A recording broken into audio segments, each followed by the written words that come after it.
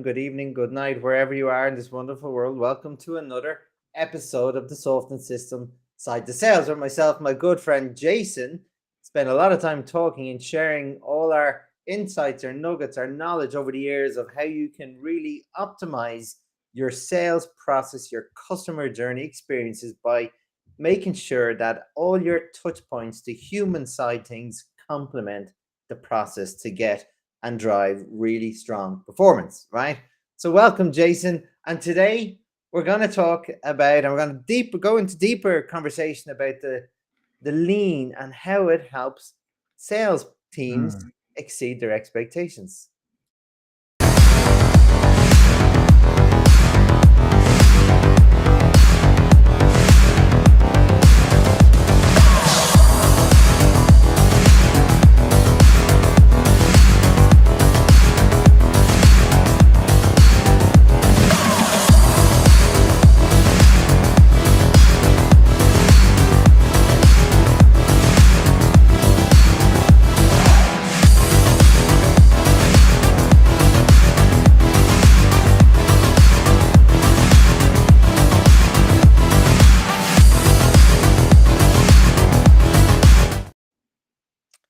Hello and welcome back, and welcome, Jason. And today we're going to do a deep dive into lean. We started this conversation last week and we talked about it overall, but now we're going to get a bit more specific on the sales funnel side of things. So tell me, Jason, in your Before opinion, we get into that, Shay, could for our American friends and colleagues out there, happy Thanksgiving. And I think that's really good because most of America is off at the moment for their 2-day celebration.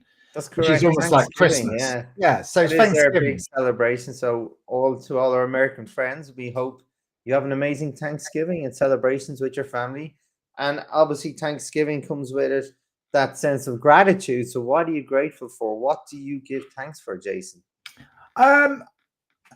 Give thanks to making a difference with other people, but I'm also thankful for where I am at the moment and health-wise and all that. I'm thankful for that, but I'm also thankful for how I can help and impact others to get where they need to go and make a behavioral change in them so they can go out and be successful in what they do, bring in more revenue and help more customers.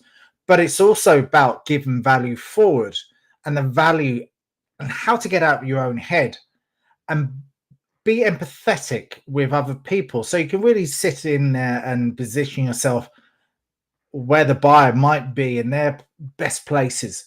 But today we're talking about lean processes in sales. And I know you're an expert in this area because you're a black belt. Is that right? Master black belt. Sorry, I do apologize. Master black belt. Yeah. No, look, Jason, like what I love about these skills, they're applicable to anything. They can be applied to any process. It's about taking things apart, how they're done today, and then putting them back together again. Yeah. And we always talk about doing things better, then do better things. And it's all driven by value from the customer's perspective. So it's perfectly suited for sales. It's because you're dealing with customers, you're servicing customers, you're solving problems for customers. Lean teaches you the value of that, the value from the customer's perspective, and how to do it as effectively as possible. So it's a perfect complement to already high-performing teams. Yeah, high-performing teams is one of those big areas. There's a lot of pressure on all of these teams at the moment. So I know because I've been working with them. Huge amounts of pressure, especially because of job insecurity. And I think you have to really delve back and step away from the business a bit so you can actually start to look at how you can improve on what you do. And I think that's all with the senior management team, that you have to step away from the day-to-day running, because what actually happens, you're in a bubble. When you're working in the business, sometimes it's very difficult to step outside of the business and think strategically, because you're in it so much and you have all the problems in your head. You can't be in solution mode when you're dealing with this day-to-day stuff you're dealing with salespeople, and the salespeople are stressed and they're under pressure themselves to hit the numbers. So I think sometimes it's worth, and as we know, it's worth taking a step out and looking at maybe strategizing how we can improve the process, because we know traditional methods great and wonderful, but let's look at a different way of doing things. And I think lean is a really good, clever approach, one of many approaches that we can use. But I think the lean way of doing things is really good. I love how you can just pull things apart and get people to think on a different way of how to improve a process, and especially into the selling process, even from the start of it. Obviously, we have to do everything that we can to increase the customer face time or phone time or whatever it might be. So let's look at that particular starting point of the process. Yeah, no, Jason, and like I'll tell you now, I know this sounds silly, but everything starts at the start. Like, and I mean that in the way the good stuff starts at the start, or the bad stuff starts at the start. And when that stuff happens at the start, it's like the small snowball at the top of the hill. And when it rolls down, that snowball gets bigger and bigger. And all of a sudden, one small issue at the start is 10 issues down the funnel when you go downstream, right? That is the problem. So anytime I do these waste analysis on the current state or the current process that's there today, when we do the waste analysis, you'll always see, when I do it on the wall using post-its, all the post-its of waste are at the very start. So let's talk about that for a minute, because I think that's a really important part of, let's share some golden nuggets here with the audience here. Getting lots of post-it notes together and hand them out to the teams is really important to get them to write their ideas out. And big whiteboards. Some of the other businesses have complete walls full of, and to get people invested into a process, get everyone involved in this. Yeah, no, it is, Jason. You're absolutely right about everyone. This is a team. This is not me just saying this is what happens. No, they all contribute. And I always get people from outside the sales team to join in as well, because they'll ask the questions no one else will, because they're a bit removed from the process. But the whole point of this, Jason, is number one, once we build that for current state process, right, then we do the issue and waste and what's working well, what's not, what do we need to change. And the change starts happening immediately because people start helping each other. It's amazing, Jason, to see this happen. And then once you do that waste analysis and everybody's happy with it, then you start doing solution design, right? And when you do solution design, obviously you're going to manipulate the steps in the process in some way. But Jason, then you're going to put a few other filters or lenses on it as well. How do we measure success all the way through? How do we ensure if something didn't go to the next stage with a client, why did it not go? What do we need to do differently? What feedback can we get that we can keep using all the way back to the start to make sure we're only getting leads that we believe have a good opportunity to turn into hot leads that then can turn into meetings, turn into proposals, and turn into orders? Because the last thing you want, Jason, when I look at all this, I always start off when I map it out, I call it the bloated funnel. It's bloated, too much work, very little reward. Okay. So my goal is to change that.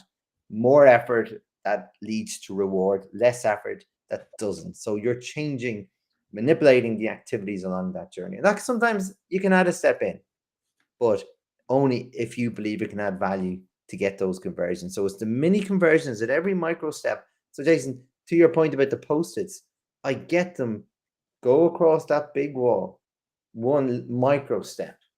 How do you generate leads? Put all the 10 different avenues or channels you do to that. Then you do a channel, like what's next on that channel? What's next? It's a long process, Jason. But I'll tell you, you spend 3 hours doing this with a team, the amount of knowledge you've just put in one place that everyone knows now, when before it was just in one brain, siloed over there. Now that is a communal bubble, not just like 10 or 20 bubbles, Jason. And that's the big eureka moment, is shared knowledge. And when you have that shared knowledge, then you can start working together to make it better.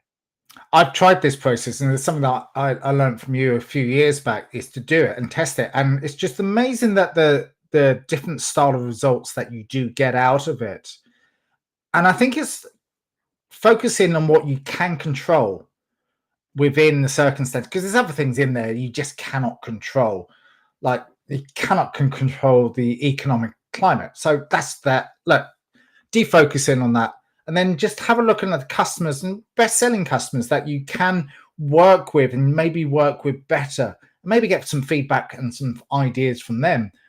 I think even if we get our customer service reps to get involved in the process as you suggest we would do, because they've been speaking to these customers all the time, they've got a wealth of knowledge there to put into that process, and just educate us sales guys.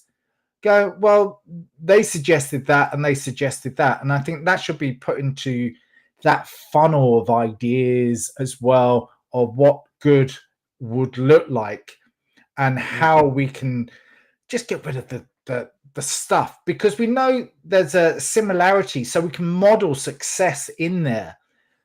And success for the team and the organization is absolutely key for us to learn and grow.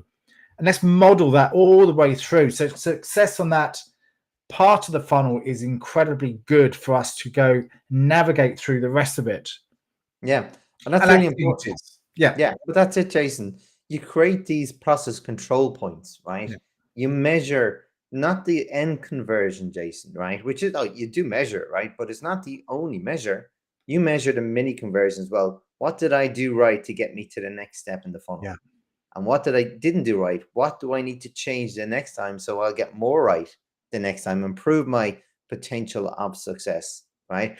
And the whole point when you work on those mini conversions, Jason, so these are the driving metrics will lead to the conversions for a sale, right? That's one to measure. That's not one you influence at the end. You influence those mini conversions to lead to that conversion. And then when you get to sale, Jason, you know yourself, you don't stop there. You build, well, how do I upsell? How do I cross sell? And you don't do it by trying to sell. You do it by solving their problems, becoming their partner, and creating that experience so they'll just want to do more business and give you more business because you're helping them. You're their partner in whatever pain relief. So this is the whole mechanisms. You start, and then Jason, as you said, you called it out there a few minutes ago, when you said you trial it, you build that new process. It may not be right, okay? Because you're trying to think what we believe will work in the future. You may not get it. You could be 80%, 90% right. But the whole point, it's not about getting it right, Jason. It's about getting it started. Now you have a process that you can measure what's working, what's not. What do we do on a weekly, monthly basis to keep iterating and changing it so you get closer to your target? So I was going to suggest that this process is continuous. yeah. Like you might do the 3-hour workshop and go, lads, we're going to do this for this week and see how well we work. Next week, we're going to come back and the post-its are still up there. So let's look at the what we've done that week. Let's look at the feedback that we get from everyone, and even the no's that we get. What happened specifically in those no's? What questions did we say? That's why technology, recording technology like Gong and various other things out there, which is really helpful when we record conversations, because what the technology does, it picks up your language and it picks up your customer's language and how you approach the sale. So you can review all of what's being said by picking up the phrases and the frames that people have said, both sides. And then you can analyze, go, well, we've done that. Wow, what can we do next time to improve? We've learned that, we've heard ourselves. The technology is telling us some good things now. That's why technology can be used in a good way in some instances, not all the time, but in this, especially in this lean process, if you have the technology there to test it. So first way is to do the 3-hour process and then review it. And then if you have the technology enabled, you can really make a massive impact. You can, Jason. That's a really good call out, because the whole point of lean is how can you do it better next time? Yeah. What can I tweak? What dials can I turn just to make it a little bit better? And Jason, you don't look for the big wins. If they're there, fantastic, right? but you look for the small gains, a little there, a little there, a little there. Yeah. They compound over time, right? Yeah. You make 5 improvements, you make a 5% improvement in 5 areas. That's compounding, Jason. Yeah. Right? And that's the whole point. Lean looks at all those little things that it can turn the dial little by little in different areas. And another great example to complement what you said, when you have a meeting with a client, if they liked what you're talking about, what are the key things? What information can you take from that conversation to share with your colleague and say, this is what these clients are liking to hear about whatever way we're selling, what message we're giving. These are the things they're liking. This is the feedback we're getting. Therefore, everybody should be doing the same thing, right? Number one. But on the other side, on the inverse side, Jason, if we don't get to sale, what information can I take away and put into a database and say, this is the reasons why this customer didn't choose us, right? And then over the course of a month, if you did this for every meeting that you have with a client, for every day, every meeting, for every day, for every week of the month, you're going to have great data to say, what are the top 3 things why customers didn't buy from us? What are the top 3 reasons why they did? Let's do more of that. Let's change that and make it easier. And that's, to your point, Jason, lean is a continuous process. You don't just do it once and say goodbye. It's iterative. You keep evolving. It's cyclical all the time. And then you exhaust all the things that you can do better, Jason. That's why I said at the start, then you look to disrupt your process. You do better things. How can we make it faster, better, quicker? Thing that I was going to suggest there, it does show the gaps as well. So when we have that and things are not working out as well, and we're looking at the process, we need to improve that, we need to improve that. And we give ourselves feedback to give ourselves feed forward. But what it does do there, it allows us to bring a training enabler to actually sort that part of the process out. Meaning, rather than getting a trainer in as a complete going, well, we're going to go over everything and we're going to teach you blah, blah, blah, blah, blah, blah, blah, old sort of methodologies and all that. Now you really understand where the training actually needs to happen. So whether it is a 2-hour workshop on listening skills, or whether it is a 3-hour workshop on overcoming the objection, but you're just going into that part of it and just going, well, this is where we need to work on. So let's either work on it internally, or we do objection handling here, or we do listening skills, or whatever it might be that we need to improve on. And then let's go back into the process afterwards and review how we got on. And that's it, Jason. You focus on one thing at a time. You don't try and solve the world problems in one foul swoop. That's impossible. When you see that big issue, as you said, if it's a type of sales objection, figure out what it is, know what it is, and then build your strategy to overcome, train everybody, test it. It may need to be tweaked a little. And then when it's tweaked, again, you keep evolving it. And that's how I built, Jason, my first ever sales process. And I told you this story many times, where when I started on my first day in my first business and I was to do sales, I literally looked at the computer and went, what the hell do I do now? I hadn't got a clue. I'd never done sales. All I had was my lean, my process skills. And I literally built that process. Literally, I can still see it in my head. I've got about 20 steps in my funnel, Jason, right?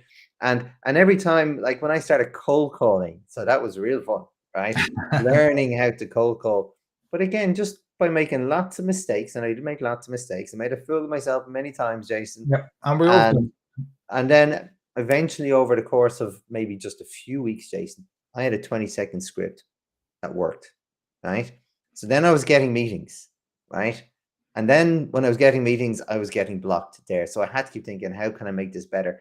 And going back to the lean, Jason, lean is all about value. It's not about shortcuts or cutting corners, as some people think it is.